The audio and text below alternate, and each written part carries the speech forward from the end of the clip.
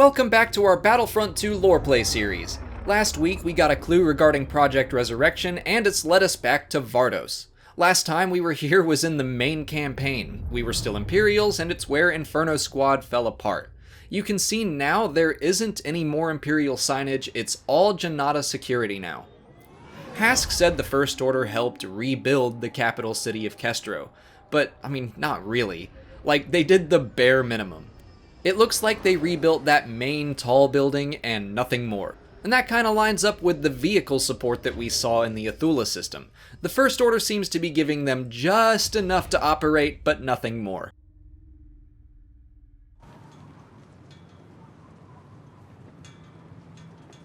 Aiden, why'd you ask Zay to stay on the Corvus?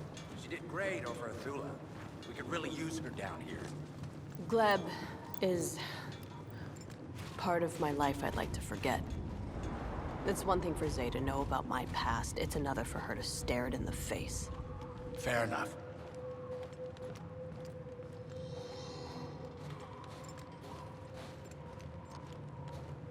At least it's snowing. That's nice. That isn't snow. It's atmospheric ash. Left over from Operation Cinder.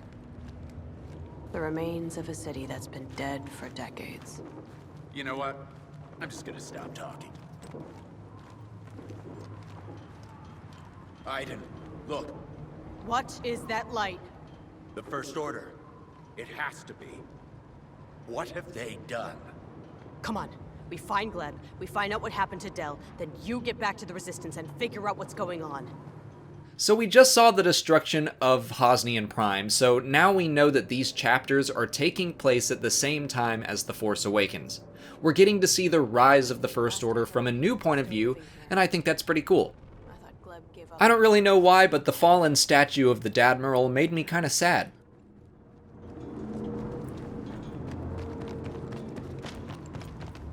Gleb is just ahead.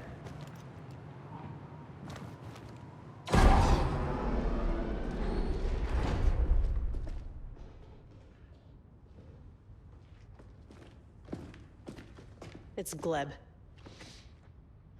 It was Gleb. Hask. Drop your weapons.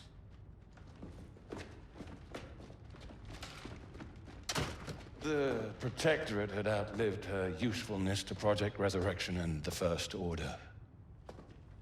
Project Resurrection. Kidnapping children. Rescuing.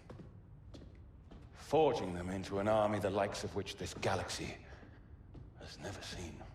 The Senate won't stand for this. The Senate and the rest of the Hosnian system are now nothing but ashes. Those red lights in the sky. It's beautiful, isn't it? You see, the Republic spent decades doing nothing. And all along, we were preparing for this day. You see, Aiden, I hope you appreciate that today, of all days, I chose to be here with you. In the place where you took everything from me. Yes, our squad, my family. And I've waited a long time to return the favor. First with Del. Yes. And now, with your daughter. No, Hask.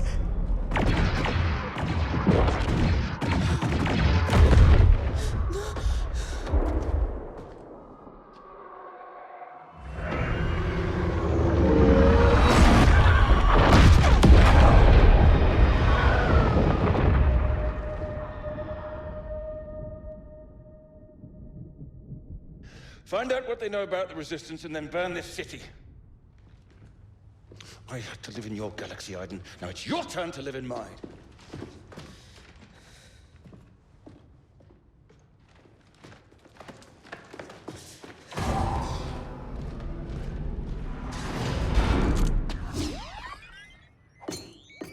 So, the First Order killed Gleb, and Janata security has turned on them. But for whatever reason, both sides still want to kill us too. The First Order using and then crushing JSEC is a lot like Snoke if you think about it. According to Han, he planned to use Kylo for his power and then crush him. Not that we got to see that, but I like that the entire First Order has that use 'em and lose 'em kind of philosophy.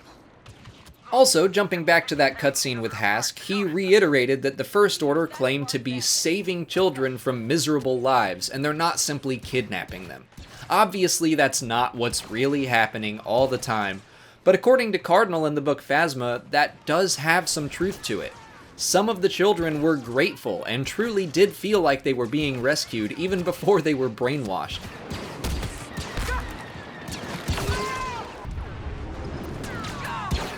This DLC came out right before The Last Jedi, so this was technically our very first story look at the First Order ATSTs.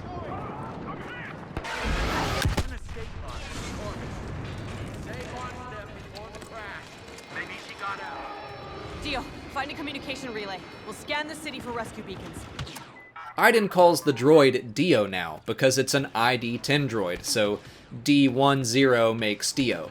I like that Iden gave the droid a nickname in the 30 years after the Galactic Civil War.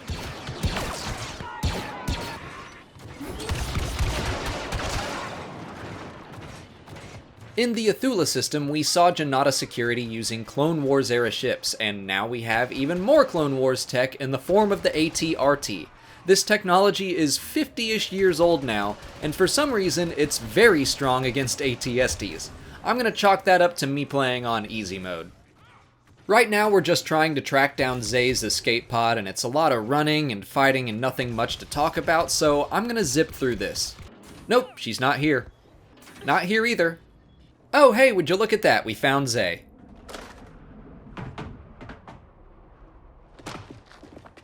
Zay, you okay? No. Honey. Your dad is dead. What? We were wrong about Gleb. It was Hask who killed your father. Hask is alive? Yes. But not for long.